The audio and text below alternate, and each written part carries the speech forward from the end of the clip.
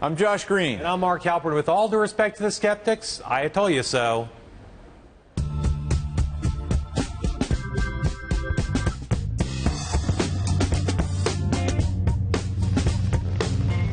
Welcome to America's favorite game show, Let's Make a Deal. Today's contestants are Iran and a host of challengers. First up, Congress. There's some outright opposition and lots of fence-sitters on Capitol Hill. Josh, what are the odds that Congress stops the president's deal with Iran? Well, they're pretty low because of how this process was put in place. Remember, there was a big deal that gave Congress a chance to review it, but unless they can override a presidential veto, come up with 66 votes in the Senate, they're probably not going to be able to stop it. And so while there will be a big political fight about this, it doesn't look to me like the deal is going to be in jeopardy. Almost every Republican's reflexively against it already. There's some Democrats who are fence-sitters who say they want to read the deal. The key, if there's any prospect of the people stopping it, it's Chuck Schumer, senator from New York, who has been a skeptic of this deal on the merits, also gets the politics of it. It's possible, I think, that if Schumer came out against, you could have trouble sustaining the veto in the Senate. In the House, however, I think the president's got a third of the House already, and therefore, while there'll be a lot of back and forth, unless something really drastic happens, this deal will go through. Well, and there's room for 13 Democratic senators to defect and for this still to pass. So it would take a real wave. The other wild card, though, is that this is going to go over the August recess. Congress is going to go home. You remember what happened in 2009 with Obamacare? It was moving along, and all of a sudden, there was this grassroots eruption, so you never know until it's done. There'll be lots of discussions, and we'll do some of it later in the show, about individual provisions and whether they're a good idea or not. The strongest argument the president has, you and I have talked about this, is if the deal goes down, the president has already started to make the case, the repercussions are extreme, not just for this deal, but for his prestige, etc. The president is now powerful enough and popular enough that putting his prestige on the line will, in fact, work. And so I don't think there's a chance that they can rally against him. He's got strong arguments. The opposition is splintered. Well, I think that's right. And it's not only the fact that you would essentially need, Republicans would need Democrats to do their bidding, but the whole process with the sanctions really falls apart if this deal gets stopped by Congress. Yep. Fact. Next up, Hillary Clinton. She visited Capitol Hill to meet with Senate Democrats, and she gave a Hillary Clinton minute to the press to talk about the Iran deal. This agreement will have to be enforced vigorously, relentlessly. We have in the agreement the access for inspections and the transparency that was absolutely necessary. But we have to treat this as an ongoing enforcement effort. We still have a lot of concern about the bad behavior and the actions by Iran, which remains the largest state sponsor of terrorism, which does go after and undermine governments in the region, that poses an existential threat to Israel, that unfairly, unlawfully confines and tries Americans on trumped-up charges. That bad behavior is something we have to address. So, Mark, how do the politics of the Iran deal play for Hillary Clinton? Normally when she straddles, I think it's a huge loser for her. In this case, she couldn't be set up better. There are lots of Democrats who are straddling on this issue. She's got a little bit of a higher burden to support it because she was part of the administration. She's saying exactly what she thinks, and it's good politics, and I don't think she's going to take any hits for it. And she's talking about it in an authoritative way. She does understand the issues. That comes through. Doesn't she have an added advantage in the fact that a lot of this deal is going to depend on who the next president is? They will have discretion to crack down on Iran if they violate or stonewall. Clinton, who's known for being more hawkish on Iran, I think, than Obama is, she can say, can't she, I am going to be the one that's going to be in charge of this. I will make sure that they do not violate this agreement and that U.S. interests won't be harmed. Yep, and she can say that while still supporting the deal. And like I said, normally this is a carefully thought through. I'm sure there were lots of conversations and conference calls today to get her, and over the last few days to get her to this position. But I don't think straddling on this issue hurts her. In fact, I think it helps her, and she has a lot of cover, not just from Chuck Schumer and other Democratic senators, but a lot of people out in the country who I think will adopt a wait-and-see attitude and think that's legitimate. Well, and here's an issue where you want it to be carefully thought through. Yep. Third up, Republicans. Their reaction has been predictable, but that doesn't mean it's not good TV. Here's a sampling of how your 2016 GOP candidates feel about the agreement with Iran. What the president has done, he's taken the world's most destabilizing power, one of our chief antagonists, a country that's killed hundreds of Americans in Iraq, and he's guaranteed that they're going to become a nuclear nation. We have rewarded bad behavior with this deal, so they never stopped funding their proxies. They've never been willing to talk about releasing American prisoners, and they have now gotten what they want. So what does that signal to them? Bad behavior pays. This is the equivalent of if a kid in your neighborhood is shooting out your windows with a .22, you turn around and give him a shotgun and make it even easier for him. I have no idea what the president's thinking in this. It has to be one of the most outrageous, irrational decisions that a U.S. president has made in relationship to foreign policy. We've given them legitimacy in the international community, something that they deeply wanted here, and they've done basically nothing in exchange for that. They come out of this a much stronger and more, and I believe, more virulent state. They are laughing at us back in Iran. And why didn't we get our prisoners back? Why doesn't somebody say, where are our prisoners? Nobody's even talking about it. We have 4 people that are in prison that shouldn't be. Why couldn't they make that part of the deal? Even Rand Paul, who's been more open to talks with Iran in the past, said this on Twitter this afternoon. The proposed agreement with Iran is unacceptable, and I will vote against the agreement.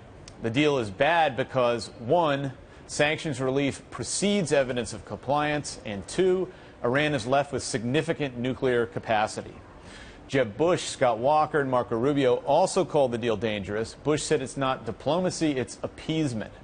Mark, how much will the Republican candidates drive this debate? They'll drive the debate in Iowa, New Hampshire, and South Carolina, taking turns to see who can beat up President Obama the most. But I don't think they'll influence Democrats in Congress. I don't think they'll influence public opinion. They're all basically auditioning to see who can beat the president and Hillary Clinton up the most. The possible exceptions are the senators, Cruz and Graham and Rubio and who am I missing? Rand Paul, Ted Cruz, Marco Rubio. I think in the Senate, they'll be outspoken and they'll have a platform, but there are going to be a lot of competing voices. I don't think they'll dominate. But doesn't this kind of outspokenness actually work against the goal they're trying to achieve? If you're a Democratic senator and Republicans are out lambasting this, calling it appeasement, calling it the death of Israel, it's so overheated. How do you as a Democrat decide, okay, I'm going to line up with that team and go against my president and probably my nominee? I totally agree. And the fact is, there's just such a lack of nuance in these statements, as many Democrats, including the administration, are pointing out. These people are denouncing a deal that they haven't even read, that they haven't seen. And while it is certainly the popular position within the Republican Party, I agree with you. They're hurting their own chances of getting what they want. And they're also they're all in the same place. Now that Rand Paul's joined the chorus, every one of the 16 or so Republicans running for president is saying the exact same thing about this. I don't think anybody's going to stand out. All right.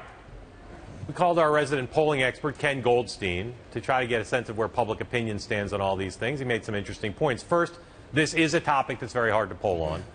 Most Americans don't really understand the nuance of nuclear negotiations, and therefore they tend to retreat to their partisan corners. There's a new Monmouth poll that was taken before the negotiations concluded and asked people, were the negotiations a good idea? You see there, Republicans, only 38% thought the talks were a good idea. About half of independents and over 60% of Democrats thought it was a good idea. That suggests, again, that this is generally a partisan issue. President Obama, as we said earlier, needs congressional Democrats in some numbers to block to keep a veto-proof majority from taking place. So, Josh, given that this is largely a partisan issue, given that the president's going to prey on that, does public opinion matter here? Or is this just an inside game of the president holding the hands of congressional Democrats? Well, I think, again, as we saw in 2009 with Obamacare, public opinion can matter. The question is, are these attitudes toward Iran fixed and deeply held, or can they be swayed by the political conversation? More of a personal issue. This is such an abstract thing. You got United States senators who I don't think understand the deal, let alone ordinary people. True, but if these aren't firmly held convictions by American people, potentially if there is this wave of anger and recrimination from Republicans, Americans could think to themselves, gee, maybe this isn't such a good deal, and then begin to apply pressure to some of these fence-sitting senators. I have a hard time believing that's going to happen because most of the public opinion polling shows that majority of Americans do support public diplomacy with Iran on nuclear issues. They don't want to go to war. The other thing that Ken Goldstein points out is the president now is more popular, both in terms of his actual numbers, but also the sense in Washington, his victories on trade, the victories in the Supreme Court. He's having a little bit of an upride. You know, some are calling it the best week or so of his time in office, and that makes him a more powerful figure on the world stage, makes it less likely that he even has to worry that much about public opinion. All right, more on Iran and this big deal. Coming up, 2 Bens, 2 Marks, and a single Josh. Talk more about the Iran nuclear deal after this word from our sponsors. Our guest tonight is the CEO of a group called United Against Nuclear Iran, which advocates for, well, the name kind of speaks for itself. Former Ambassador Mark Wallace, who's led a lot of groups in trying to figure out how to deal with this agreement. As you said before we went on the air, long agreement, not fully thought through or exposed yet. But there are some points that have raised concern already. We talked earlier today with the Deputy National Security Advisor, Ben Rhodes, and asked him to make the case on some of these disputed points. I want to show them to you, get you to respond. The first one is this issue of, will there be enough access to look at nuclear sites in the supply chain to determine whether Iran's in violation? Sure. The deal has 24/7 access to the declared nuclear sites, and the entire nuclear supply chain is covered in the inspections regime, from the raw materials to the centrifuge production to the conversion facilities. So they'd have to have an entire covert supply chain if they wanted to develop a nuclear weapon, not just one site. Then the deal allows for, and this is permanent, the IAEA to see what it wants to see when it needs to see it. So if we have suspicions about a site inside of Iran, we can go to the IAEA with that information and say we want an inspection. And here's the thing. If Iran objects to that inspection, if they say, no, you can't see that, we can overrule them if we and our European allies demand that inspection. And that will take place on a timely basis. Inspections are obviously at the heart of any deal like this. Is the Deputy National Security Advisor, as far as you know, factually correct? And if so, does that come for you? It doesn't look correct to me, and perhaps that's just glossing over the agreement. But the agreement contemplates a very arcane process of 14 days. Iran has the right to challenge a mediation dispute resolution system, and 5 votes of the P5+1, which means including Russia and China, to overrule Iran's objections. Iran has the right to challenge and stop, and it's not 24/7 access. So I think there's a provision there that is different than is presented by Ben, who's a professional. And we look forward to the administration's explanation of this. Maybe there is a better explanation, but the plain language so far definitely raises concerns. Mark, second question. If Iran cheats or stonewalls, will the U.S. be able to reassemble the international sanctions regime with support from Russia, China, and Europe? I think there's some real concern about that. When you look at the mechanisms even to inspect, which is arcane, 14 days, notice, going back to the P5+1, that explicitly means that you need the support of Russia and China, 2 of the biggest potential trading partners with Iran. So I think it almost injects it back into a UN-like process to reassemble some of the architecture of the pre-framework agreement. But is that sort of thing possible? This framework came together because it was supposed to be a prelude to a diplomatic agreement. Now, if that falls apart, either because of cheating or stonewalling, how difficult is it going to be to get those powers to kind of come in again and say, okay, we're going to start over from the beginning? Maybe the U.S., maybe the U.S. Congress would be willing to do that, but how hard is it going to be to get like a Russia or a China to say, hey, we're with you and we'll go back to square one? Well, there's been a lot of talk of snapback sanctions was the parlance. Yeah. As a former diplomat at the UN, I will tell you nothing snaps back or snaps back quickly. So I think I'm a little skeptical about that. But the reality is that we're in a different world right now. We're at $50 a barrel oil, and even when oil was $110 a barrel with mostly U.S.-dominated sanctions, the Iranian currency was devalued to the tune of 70 to 80%. So even with American sanctions alone and a $50 a barrel oil price, that could put the Iranian economy under great stress, and I think Iran should be very cautious that the United States alone, hopefully not, could impose sanctions back on Iran. So one thing we, again, talked to Ben Rhodes about was this issue of Iran's going to have access to more currency now, and how will they use that money? Might they use it in ways that will be so deleterious to American interests that it's not worth doing the deal? Listen to what he said. We expect that they will continue to undertake activity like support for terrorism and proxies that we have very strong objections to. The point is, that would be far more dangerous if they had a nuclear weapon. They're going to get relief from the nuclear-related sanctions. But let's remember that those sanctions were put in place to achieve this deal. That's why the world cooperated with us. At the same time, we think that they're far more likely to invest the resources they get in their economy, which is in terrible disrepair, has huge government debts that they have to pay down. So 2 points here. He concedes that Iran's going to have more money, but he says, A, this is worth getting them to not have nukes is worth it, and B, the administration believes that the money is going to be spent more on the economy rather than making mischief around the world. Well, if history is any precedent, Iran has been engaged in massive empire building and proxy wars throughout the Middle East without this money and in an economy in peril. I think that they will be much more able to empire build and fight their enemies, their perceived and real enemies, with this money in hand. And look, Iran and its leadership has always been willing to sacrifice its own economy for its hegemonic ambitions in the region. Just ask the Iranian people in 2009 when tens of thousands poured into the street. They were always ready to let their people suffer first, suffer second, empire build first. So do you think that this is a substantial downside as you look at the deal? Of course. Anytime you give $150 billion minimum and then all the revenue that's generated by the influx of business as sanctions are relieved, it will embolden a regime that's already emboldened in the region. And it doesn't take that much money to fund Hezbollah, Hamas, and otherwise. And I think we'd all be naive to think that none of that money will benefit their hegemonic ambitions. But could this be a practical necessity? I mean, you're going to have a Hezbollah either way. Under this deal, you won't have them under an Iranian nuclear umbrella. Well, I will tell you that one of the early supporters of the deal is Bashar al-Assad, who came out and said it was a victory, and which means that he's expecting, presumably, Iran to be stronger and more capable of supporting him in the region. So I think that that's problematic. We shouldn't delude ourselves. The agreement is absolutely worthy of our close scrutiny, but let's be serious. If Iran is receiving a huge injection of financial wherewithal, we know what it's doing. You're saying close scrutiny, and you're a measured and reasonable guy, a former diplomat. Mark, your, thank you. your Republican presidential candidates, including your friend Jeb Bush, have been extraordinarily negative in some characterizing this as like one of the worst things the United States has ever done. Is it possible that those who want to defeat the deal can get enough votes to override a presidential veto? Is that possible? You know, I think when you put some polling up on your screen before, I think it is possible. I think that we need to vet the deal. Look, it's the most important consequential agreement, if you will, since the end of the Cold War. This is a day of sweeping rhetoric on both sides with a lot of hyperbole.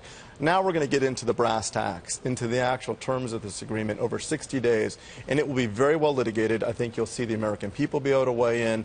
And I think that the reality is that it's going to force people on both sides of the aisle to deal with leadership rather than party fealty and rhetoric. We're going to know what these terms mean in precise mechanism, and I think the American people are going to be educated. All right, Ambassador Mark Wallace, thanks for joining us. You've heard someone for the deal, someone against it.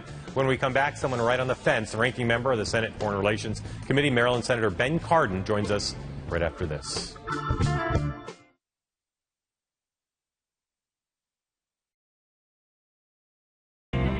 Joining us now from Capitol Hill, the Russell Rotunda, to react to the big deal with Iran is the ranking member of the Senate Foreign Relations Committee, the Democratic senator from the state we call Maryland, Ben Cardin. Senator, thanks for joining us. It's good to be with you. We want to get into some of the specifics of what's going to happen next, but I want to ask you about something that confuses me. You got people like Lindsey Graham, Jeb Bush. These are thoughtful people who think about national security. You have people like in the administration who are supporters of this deal. It seems to me a little bit odd that you've got some people saying this is the worst thing that could ever possibly happen to the United States, and other people saying this is a great day for America. How could it be so black and white in the minds of both sides? It took 2 years to negotiate this agreement. It took 2 months in Vienna to iron out the last details, and the last 2 weeks have been very intense. And that we have people making decisions within 2 hours, whether it's good or not, knowing it's 100 pages and they haven't even read the document yet. So I think we really need to understand the document. We need to have the hearings. Let's have the public hearings and let's hear from the people. Let's try to understand the terms and then reach a conclusion whether this will prevent Iran from becoming a nuclear weapon state. Well, how soon will the Senate start holding hearings on this? We anticipate that hearings will start early next week, that we'll have 2 weeks of hearings, that we'll hear from the administration individuals who were directly involved in the negotiations, including Secretary Kerry, and that we will have public panels that will allow us to get outside views as to the terms of the agreement. So we hope to take 2 weeks in hearings. We have 60 days for our review, so we want to make sure it's complete. People are obviously looking to see, as you deliberate, where you'll come down on this. People are also looking a lot at your colleague from New York, Senator Schumer. What have your discussions with Senator Schumer been like? How do you compare how you're looking at this deal as compared to how he is? Well, again, I can't speak for other members of the Senate, but I do know that many of us want to make the right decision for our country. So therefore, we take our responsibility very seriously. So let's see what happens. Let's take a look at the process. Let's not prejudge. I think Senator Schumer feels the same way, that he wants to take a look at this agreement before reaching a decision. So you're truly undecided. You could end up opposing this deal in the end. I have not made up a decision which way I will vote on this, because I haven't reviewed it yet. There are concerns. There are areas that have been identified that I need further clarification. So yes, there are areas that I'm going to be asking some tough questions. Senator Cardin, just based on what's been made public about this deal already, what are your biggest concerns? We need to make sure there's verification. There is no trust here in Iran. We know that they will try to cheat. We have to be able to verify this agreement. Therefore, the inspection regime, the snapback of sanctions, all are very important. The access to the military sites are very, very important. So there are some of the issues that we're going to be looking at very closely, but there are others. Senator, do you consider this a great day for the world, a great day for the United States, or no? I think preventing Iran from becoming a nuclear weapon power is critically important for the safety of that region and for U.S. national security interests. So therefore, I hope that we're a little bit closer to that goal, but I want to reserve judgment until after I've had a chance to review the agreement. In the final analysis, people talk about this as a legacy achievement for the president, a big deal. In your time on Capitol Hill, how momentous are these deliberations and this vote compared to other things that you've been asked to cast votes on? Well, this is near the top. I mean, there's no question that this foreign policy challenge is one of the great challenges of our time. And how we handle Iran, how we handle their nuclear ambitions are very much critical to our foreign policy, our national security. So this is a very, very important moment for the global community and certainly for the United States. Senator Ben Cardin of Maryland. Senator, thanks for joining us. We appreciate it. Thank you. Coming up, our big guest on the show tomorrow. We'll tell you who that's going to be after this word from our sponsors.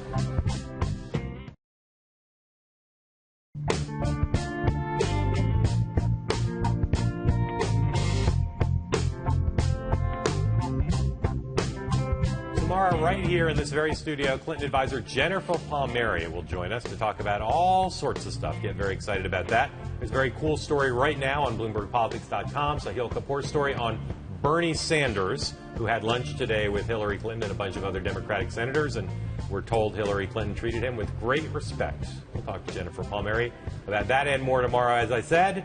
Until tomorrow, for Josh and for myself, we say sayonara.